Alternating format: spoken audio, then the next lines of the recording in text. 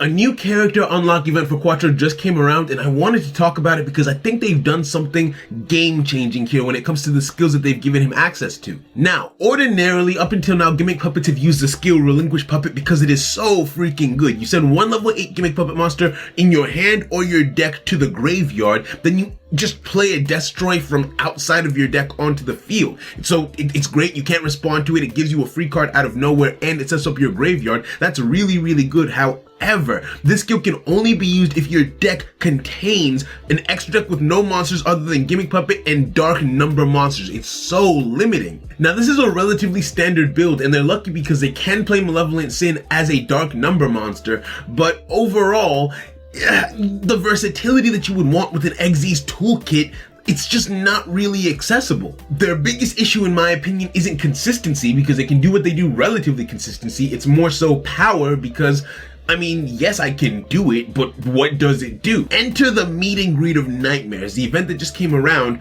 The skill that you get by completing this event is Gimmick Puppet 4 or 8. Now, you choose one of the following effects. The skill can only be used once per turn and twice per duel. Remember that. Change the level of all level 8 Gimmick Puppet monsters in your hand to level 4 until the end of this turn, or change the level of all Gimmick Puppet monsters on your field to 8 until the end of this turn. This skill comes with no restrictions. It's just a level augmentation for everything either in your hand or your field. Not to mention, if we scroll down here, one of the event rewards from this unlock is Gimmick Puppet Destroy. You're no longer limited to just using it with the original skill. You can get 3 copies of this and put this in your main deck if you would like. Now, just because of the versatility and the options that this opens up, it just seems very, very powerful. There seems to be a lot of potential here, and the reason I say that is because of Trey. He has a skill, Gateway to the Another Dimension. Don't sweat the translation, but it's a skill that allows him to change all of the monsters on his side of the field, his Chronomaly monsters, to be the same level of a monster that he sends from his extra deck to the graveyard, and it's really, really good, but it's heavily restricted. However, he has a second skill that is relevant. The skill is called Divine Artifacts, and by revealing a Chronomaly monster in your hand, you can change all of the monsters on your field, Chronomaly monsters, to that level. Now, this is a once per duel effect, and I've played quite a bit with the deck, and one of the biggest problems that it has is because the skill is only once per turn, you can either use it to open a good turn 1 or to respond with a decent turn 2. The problem being, obviously, that by being limited to only one usage of the skill, it makes it extremely difficult, well, to make the plays that you need to make later into the duel. Now, this new skill has some key similarities to that and some key differences. Obviously, like I've already stated, it doesn't have any restrictions on your extra deck, which is really, really good. However, you can't choose the level and make it anything you want. You're limited to either making the monsters in your hand level 4 or all the monsters on the field level 8, but you can now freely rank 8 Xyz summon. This is a rank 8 Xyz deck anyway, and we only have 7 extra deck slots. You are only going to be making a level 4 monster or a level 8 monster as is. This creates some high potential, one, for future rank 8 support, but even with what we currently have in the game.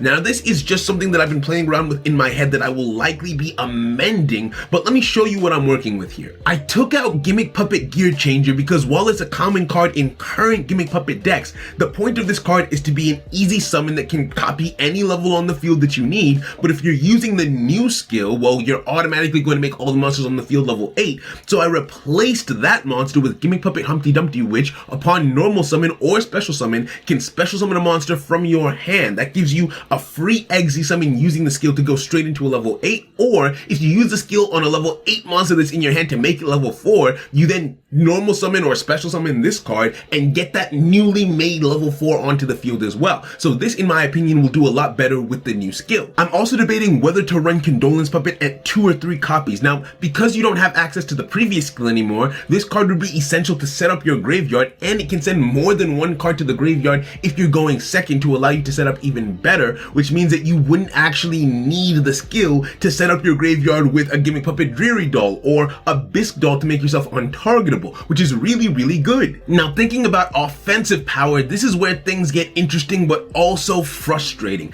The biggest change that I've been able to think of so far is the addition of Heretic Sun, Dragon Overlord of Heliopolis. This card can non-targeted destroy your opponent's monsters on the field, which is great, and if you have level 8s in your hand, let's assume that maybe you opened on a copy of Dreary Doll and you don't have a way to get it into the graveyard. Well, boom, you just did. You can destroy it in your hand, or rather tribute it in your hand, and then use it to destroy other cards on the field. So non-targeted destruction as a follow-up mechanic is really good. The thing that I'm still thinking about how to refine is how best to open a good turn 1 with this deck. Using this new skill, you could make a Steel Swarm Roach, but because you can only make level 4s and level 8s, we don't have a decent turn 1 negate that you could make. Right now, you could go with Sanapon to have a monster that can't be destroyed and to prevent special summons from the graveyard, but I'm considering maybe Evil Swarm Ouroboros to disrupt your opponent's opening hand. Who knows? I'm still thinking about it. This just came out today, and I thought it would be interesting to share the idea with you to get people thinking, because the skill doesn't get released to us until the 23rd,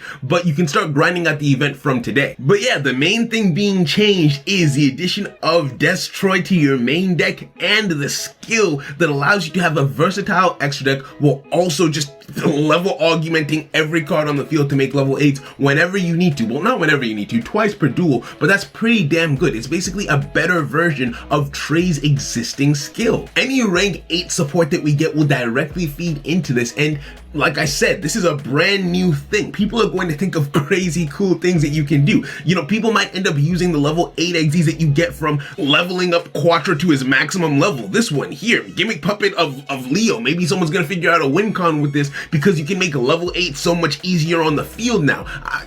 The possibilities are limitless, my friends. They're completely limitless. So yeah, I just wanted to talk to you about the Gimmick Puppet buff. I hope you're excited. Who knows? It might be great. It might be a dud, but it's fun to have fun with things. So let's play around. Have a great day. I hope you enjoyed the video. If you did, consider subscribing. I talk like this on a frequent basis, and I make Duel Links related content that you might find entertaining. Have a wonderful day, and goodbye.